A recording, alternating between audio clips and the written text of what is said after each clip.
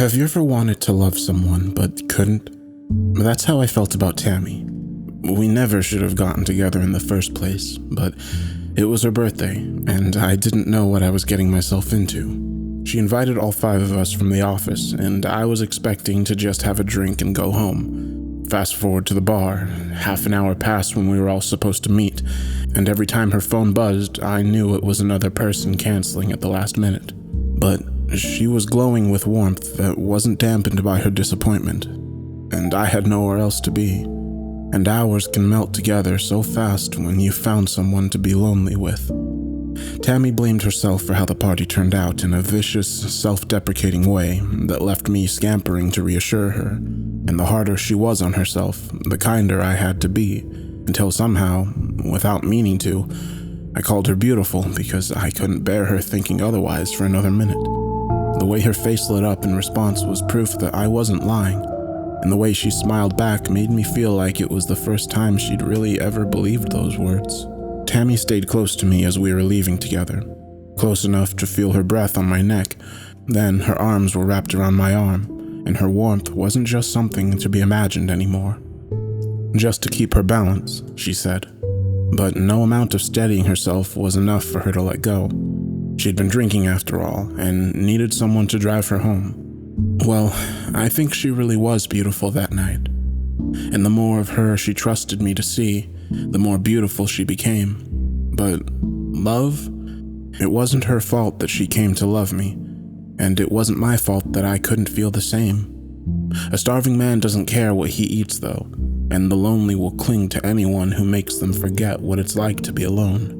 Tammy and I stayed together, and the phrase, "maybe this is what love is supposed to feel like," kept hopping up in my mind. Tammy was treating me with devotion and smothered me in kindness, and the longer we stayed together, the harder it became to imagine my life being any other way.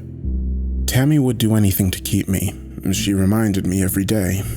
I could think of no better way to thank her than with everything I had to give. She was nothing but joy on the day that I asked her to marry me, and basking in that light, I told her myself that her happiness would be enough for both of us for all my years ahead. Then, there was my other wife. The one with the shaved head, the one with the nose rings and the leather jacket and the tattoos of snakes twisting from one thigh to the next.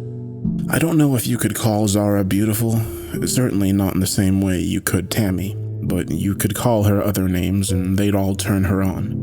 I met Zara in another town, where my company headquarters was. I had to go once a month, every month, but it didn't take long before I found an excuse to go every weekend instead. Tammy was pregnant, and I wasn't proud about what I was doing, but neither was I ashamed, because any guilt I should have felt was a drop in the ocean that was love. Zara was everything I'd ever known I'd wanted. She was wild, unrestrained, insatiable.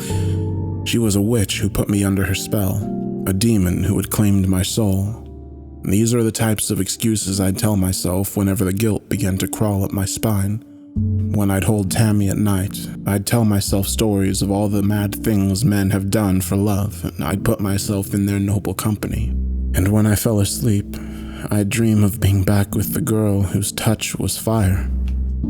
A weekend was never enough to spend with Zara, and every time was harder to leave than the last.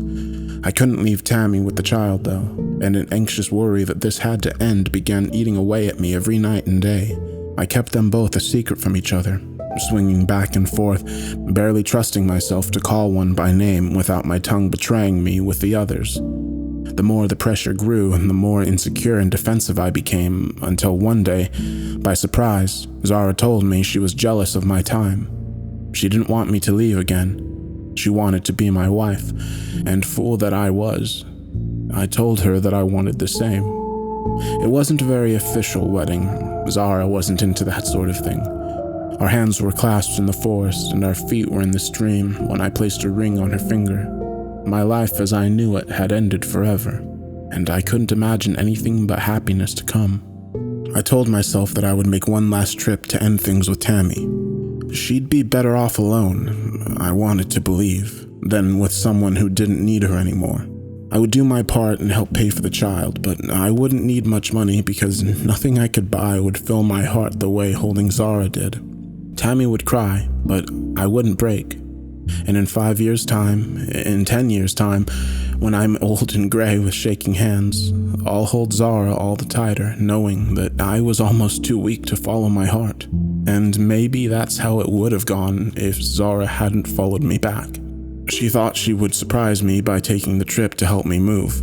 She thought she was being clever by calling my work and pretending to be a client setting up a meeting at my home.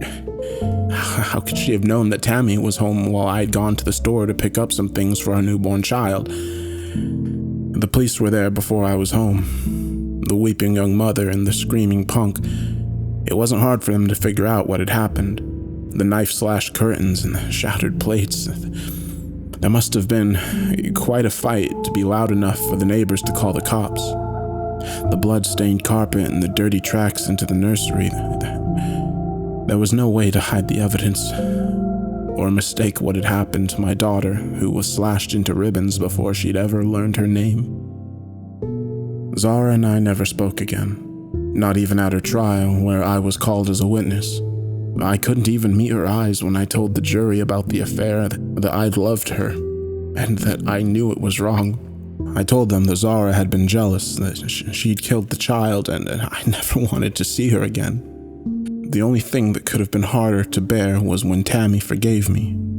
She said it wasn't my fault, that I'd made a mistake, that we could learn to be happy together again, and I believed her. Because as heavy as this weight was for me to bear, I knew that I couldn't bear it alone. That was almost 20 years ago, and Tammy and I have moved past it the best we could. We had 2 more children, both boys, and I'm glad of that, because if we'd had another girl, I don't think I could have looked at her without thinking about the child who had been cut. If Tammy can still love me after all of that, then who am I to say I couldn't love her in return?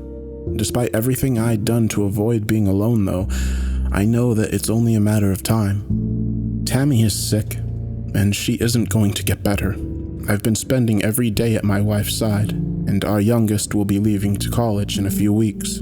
Then it's just going to be me and my regrets, thinking about the words Tammy said to me last night. I told you I'd do anything to keep you, and I did. She told me. If you didn't think Zara killed our daughter, you never would have stayed with me. I had to do it. Don't you see? We've made each other so happy through the years. I always knew I never loved her, but it's taken me my entire life to find out why.